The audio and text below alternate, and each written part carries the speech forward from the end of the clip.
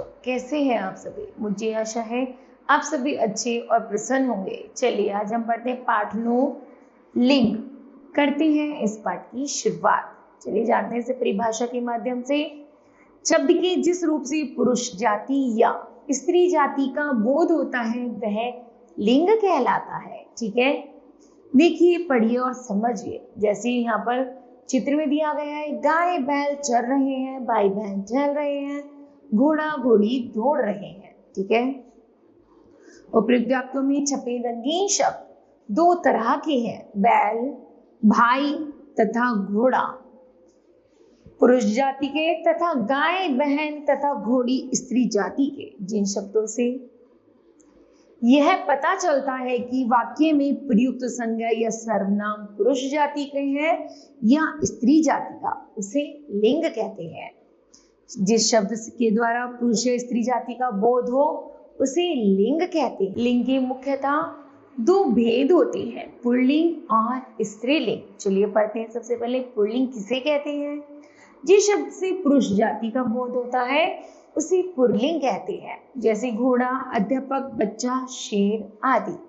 फिर है स्त्रीलिंग। जिस शब्द से स्त्री जाति का बोध होता है उसे स्त्रीलिंग कहते हैं, जैसे घोड़ी, अध्यापिका, बच्ची, शेरनी आदि। आगे है लिंग निर्धारण।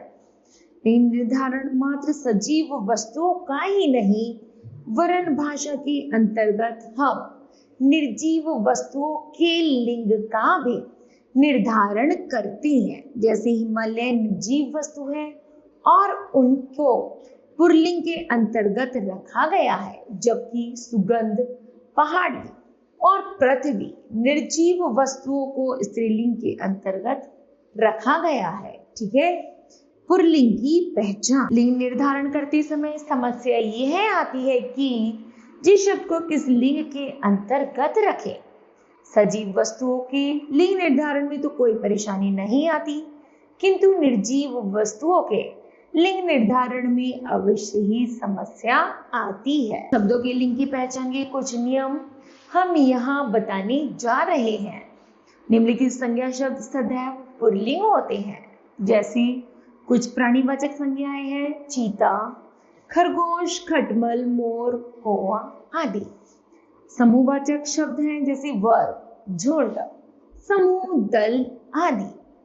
ये सभी हिंदी महीनों और कुछ अंग्रेजी महीने व दिनों के नाम, जैसे फाल्गुन, चैत्र, ज्येष्ठ, अगस्त, सितंबर, रविवार, सोमवार, मंगलवार, बुध, गुरु, शुक्रवार, शनिवार आदि। आगे है वृक्ष और फलों के नाम, सागौन, शीशम, चंदन, साग, कला, सेब, संतरा, नींबू, आम, अमरूद आदि। फिर है देश और नगरों के नाम, जैसे Bharat, Nepal, Canada, Singapore, America, रूस, जापान, पेरिस, सिडनी आदि। धातु के नाम है सोना, जस्ता, तांबा, एल्युमिनियम, लोहा आदि। फूलों के नाम है कमल, गुलाब, गेंदा, गुड़हल आदि। अनाजों के नाम है गेहूं, चावल, चना, ज्वार, बाजरा, धान आदि। रत्नों के नाम है हीरा, पन्ना, नीलम, मोती, मूंगा आदि। पर्वतों के नाम है हिमालय, नीलगिरी, सतपुड़ा, विंध्याचल आदि। द्रवों के नाम है दूध, जल, सोमरस, अमृत, घी, तेल, शरबत आदि। ग्रह और नक्षत्रों के नाम है बुध, शुक्र, सूर्य, प्लूटो, मंगल, बृहस्पति, चंद्र आदि।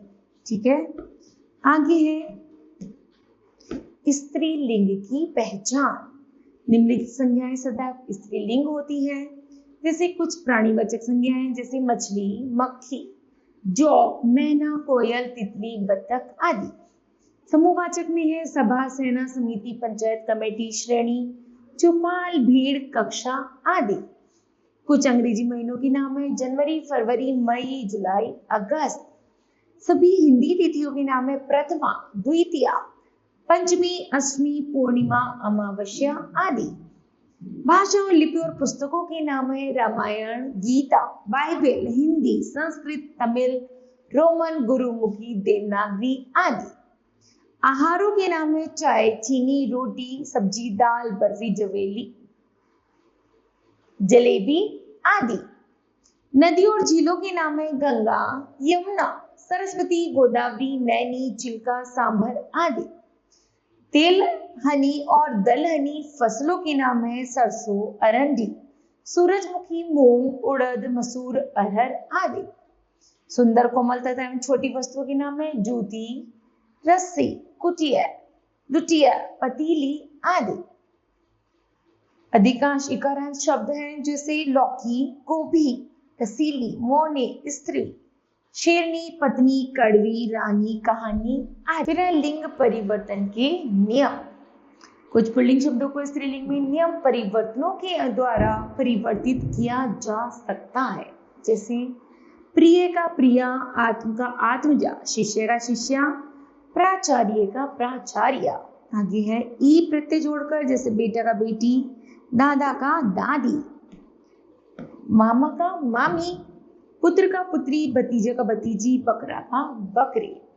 आगे है यह प्रत्यय जोड़कर, जैसे बेटा का बिटिया, गुड्डा का गुड़िया, चूहा का चुईया और बूढ़ा का बुढ़िया। आगे है इका प्रत्यय जोड़कर, जैसे बालक का बालिका, शिक्षक का शिक्षिका, गायक का गायिका, नायक का नायिका। आगे इन प्रत्यय जोड़कर, जैसे ग्वाला का ग्वालिन, नाग का नागिन, नाती का नातिन। फिर है नी प्रत्यय जोड़ा, जैसे जाट का जाटनी, मोर का मोरनी, सिंह का सिंगनी। आगे है इन्हीं प्रत्यय जोड़कर, जैसे हंस का हंसिनी, स्वामी का स्वामिनी, अभिमानी का अभिमानिनी और वनवासी का वनवासिनी।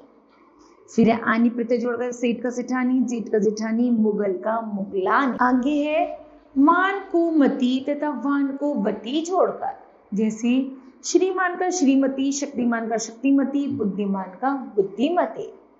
आगे है ता को त्री करके, जैसे कर्ता को कत्री, अभिनेता को अभिनेत्री, निर्माता को निर्मात्री।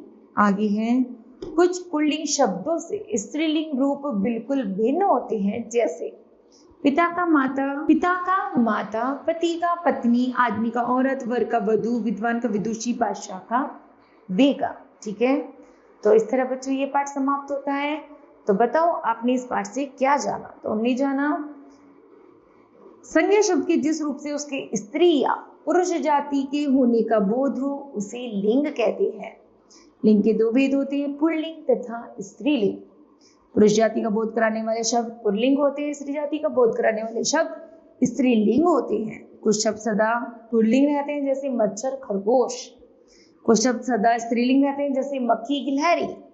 कुछ शब्द स्त्रीलिंग तथा पुल्लिंग से समान रूप से प्रयुक्त होते हैं, जैसे डॉक्टर, प्रधानमंत्री आदि। ठीक है, इस तरह बच्चों यह पाठ समाप्त होता है। मुझे आशा है कि आप सभी को भी यह पाठ समझ आया होगा। धन्यवाद।